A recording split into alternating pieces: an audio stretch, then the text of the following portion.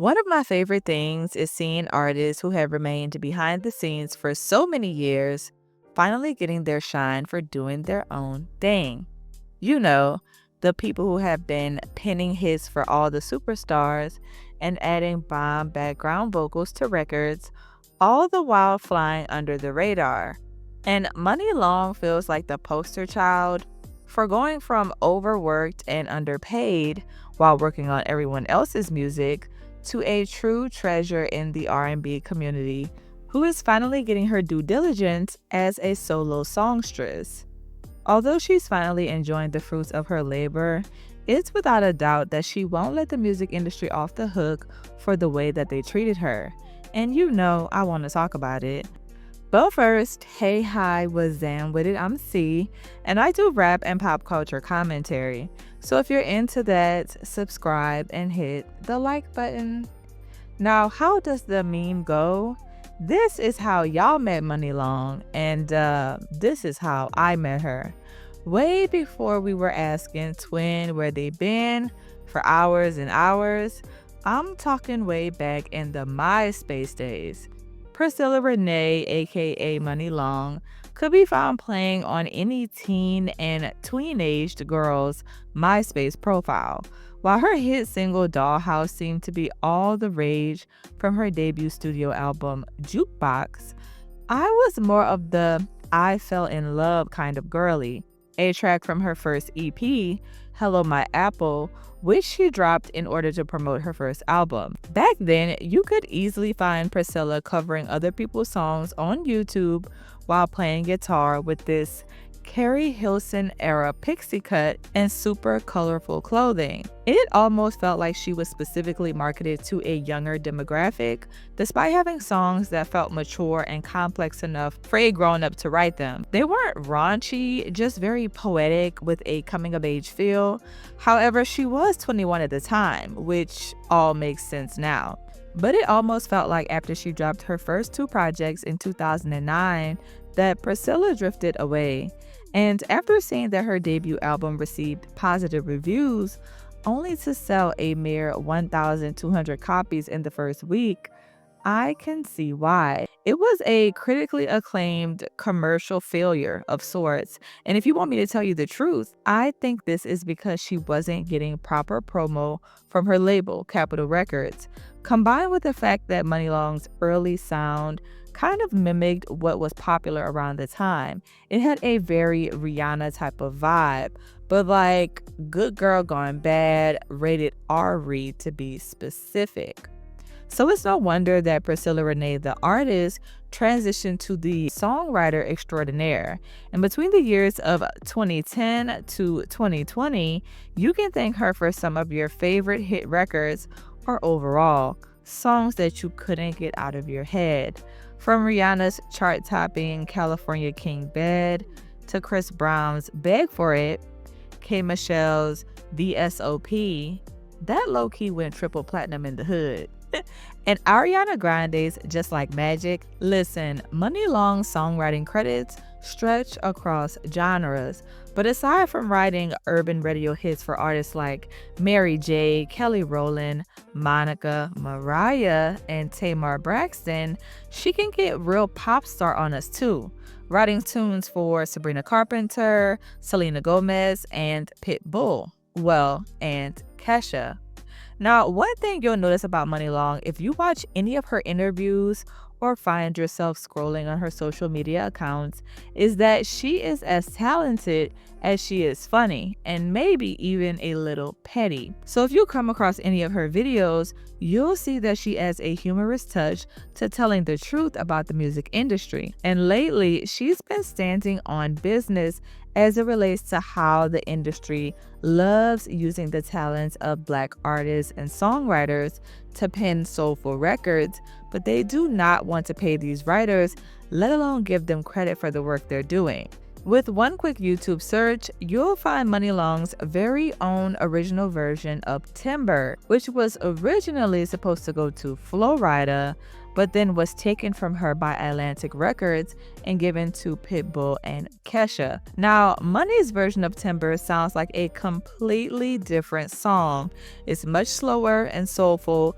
It's giving soul food. While it's clear that the label heard the potential in the track, they seem to do nothing more than microwave it into a country harmonica, dance pop, EDM tune. The kind of track that would go perfectly with the cast of Jersey Shore getting shit-faced on a Friday night. So here Muni Long was thinking this song would be a huge hit record for her songwriting catalog with her vocals on it, and instead they call her into the studio to redo some parts of the song that Kesha is now on, because Kesha can't hit the notes.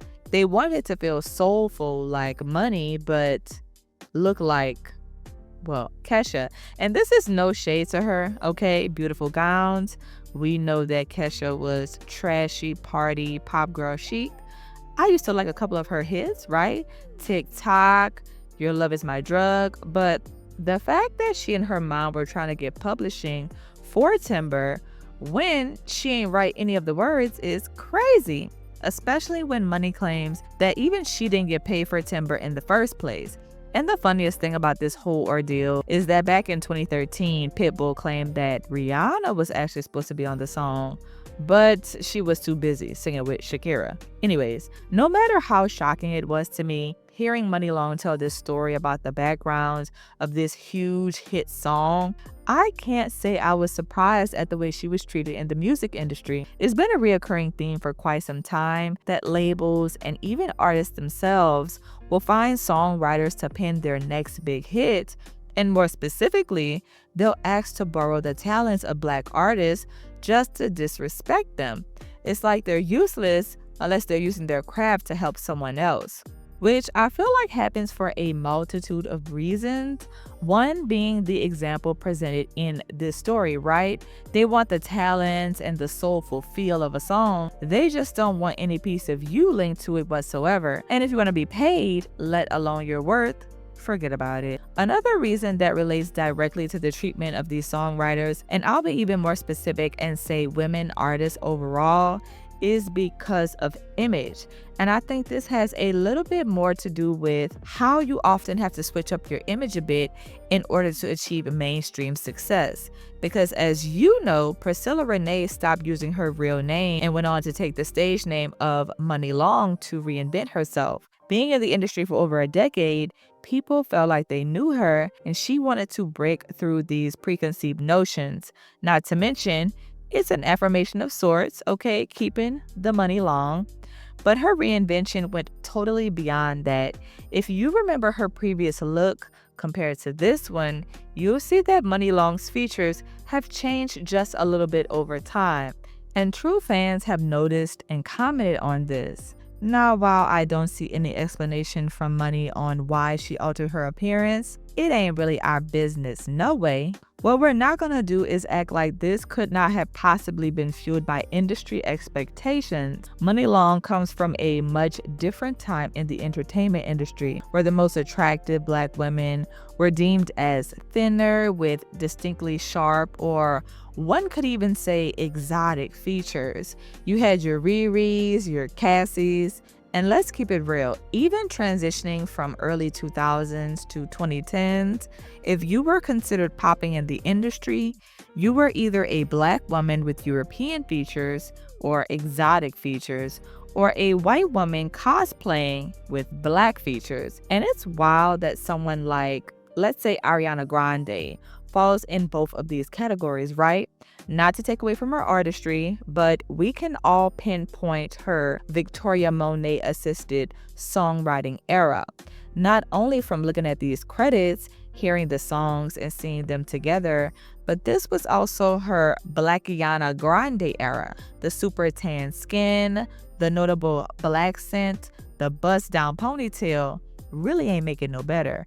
This is the same girl who played Ditzy Cat Valentine on Victorious on Nickelodeon. So how do we go from red-dyed Italian girly from Boca Raton, ain't she from Boca Raton, to Ari, who's goody in the hoodie?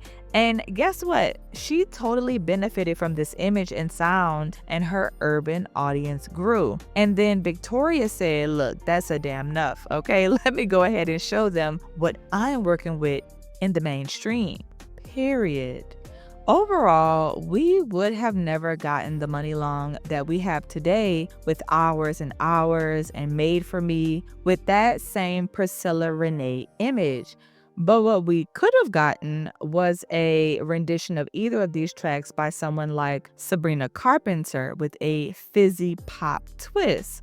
Or hell, even Ariana Grande. Then again, I really do feel as though, just as Muni Long mentioned in her TikTok about not wanting to write soulful records for non-black artists, that her real hits are truly tucked away in the Priscilla Renee vault. Like, there are some tracks that are pure heat that she's likely holding on to. And she's probably thinking, look, nobody can have these, but y'all most definitely cannot have them.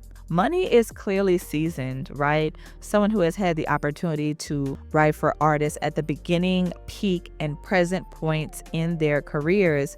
She managed to get in the studio and have a legend like Mariah Carey on one of her most popular records. She went from doing album fillers and then eventually became known as a writer who came in the studio writing a quality track in 10 minutes or less. So imagine working hard for over a decade, being overlooked, only being deemed useful for writing someone else's hits, and having records snatched from you.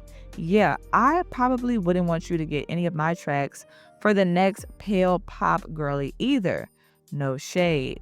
Or even Guy, right? I could see Muni Long in another world writing for Justin Timberlake way back in the day.